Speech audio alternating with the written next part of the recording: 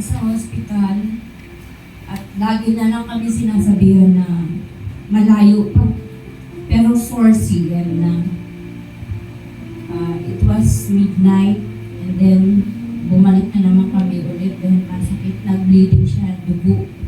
Sabi ko, Lord, ba't palagi na lang nila sinasabi malayo pa? Sabi ko, may maaari bukas yung mga 10 a.m. sabay ng pagkuhan ng wave ng dagat. Kasi natandaan ko kasi sa mother ko. Tapos nung bumalik kami, 3 a.m. na, halos hindi kami entertain na. Kasi, pa daw, ano daw desisyon ko, sabi ko, nung time na na-dismaya ako dahil ba't ganyan silang magsalita na dati naman na doon siya sinek up sa hospital na yun. Pumasok ako sa isang comfort room dahil na-irin naman ako. Sabi ko, nanalangin ako, simple na nga panalangin ko. Sabi ko, Lord, hipuin niyo po puso ko ng mga nagtrabaho sa hospital na ito. Dahil kawawa yung anak ko, nag-bleeding na. At tapos sasabihan pa nila ako, i-refer nila ako sa Tarlac Hospital para ECS. So bumalik ako doon sa mga nurses, sabi ko, Ma'am, pwede po bang tingnan yung sitwasyon ng anak ko? Kasi galing na kami dito, 2 times na kami bumabalik-balik.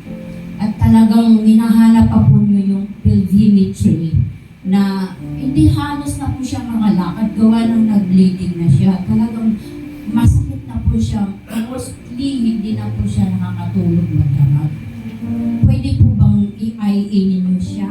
Meron po akong gloves. May binili na ako. Handa po kami. May gamit na kami dala. So, at that time, instant, bigla silang, sabi na, asan mo mo? I-IA natin. 5 sila agad na, nakasunod. Kasama yung nagtulak sa card sabi. Bandang huli, lumabas. Para pa silang natataranta. Mami, kasama kayo. Kasi dito po, may kasama kayo, gamit na kasi manganganak na siya. Tinawagan ko si Brother Japet kasi nasa kotse siya sa parking area. Dalhin mo dito, gamit na kasi kailangan na may bibili na kong gamot para doon gagamitin sa pagpanganak niya. Tapos, nagalit pa nga yung nurse isa doon kasi nasaan daw yung papel. Yung palang papel, inakyat na sa second floor doon sa paanakan. Tapos, yung habang inakyat na po sa taas, sa second floor, talagang 5 sila nag-a-assist na. Meron pang lalaki na kasama mo na, huwag mo kaming tulungan, sabi na ngayon. Pero bawal kaming pumasok, talaga nasa labas lang kami ng upuan na sa waiting. Ngayon, so, nintay ko lang ng may narinig akong sigaw na siguro last na yung nilabas na yung bata. So, lumabas talaga yung bata. 10:05. Sabi ko, praise God, not normal.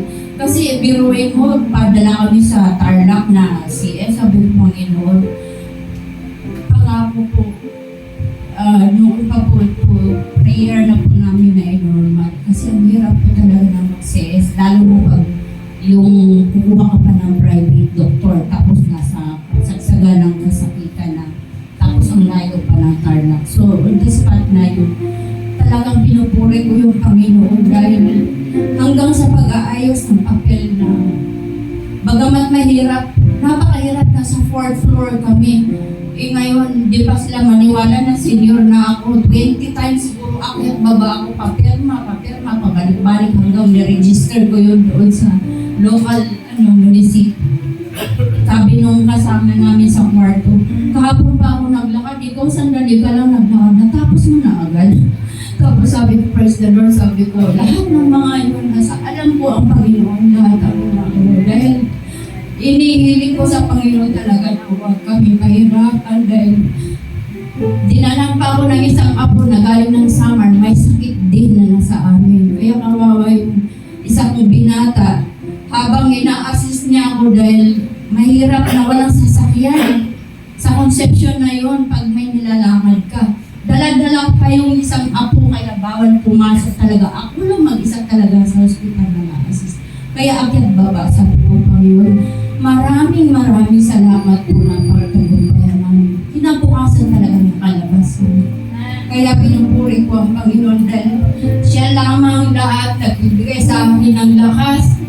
Bagamat sa edad ko ito, sabi ko, Lord, salamat na binigyan mo ako ng mga maraming pagsubok, ngunit binigyan mo rin ako ng kalakasan, Panginoon. Salamat po, sabi ko, Lord. Kaya ang Panginoon lamang ang pinapasalamatan ko sa lahat ng mga bagay. To God all be glory.